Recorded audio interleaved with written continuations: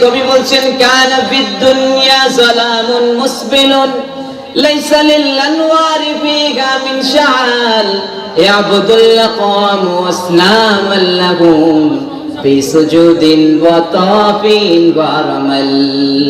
কবি বলছেন এই দুনিয়াতে যখন আল্লাহর নবী ছিলেন না, তখন এই দুনিয়ার মধ্যে আলো ছিল না, হেদায়েত ছিল না, যা ছিল সব গোমরাহি, যা ছিল সব অসভ্যতা, অভদ্রতা, নির্লজ্জতা, বেপরোয়া। মানুষ মানুষকে মারতো, মানুষ মানুষকে কাটতো, মানুষ মানুষকে সম্মান দিত না, নারীকে ইজ্জত দেওয়া হতো না, সম্মান দেওয়া হতো না। কথা বলেন নাউজুবিল্লাহ। আমার প্রাণের ভাইরা, মানুষ নুন খাইতো আল্লাহর আর গুণ খাইতো মূর্তির, আল্লাহর নিয়ামত খাইতো আর মূর্তির সামনে গিয়া তারা তাদের মাথাটা নত করতো। নাউজুবিল্লাহ। ইয়াবুদুল্লাহ আকওয়াম ওয়াসনামান লাহুম বিসুজুদিন ওয়া তাফিন ওয়া রামাল। তারা নিজের হাতে মূর্তি বানাতো, নিজের মূর্তির ইবাদত করত, পূজা করত।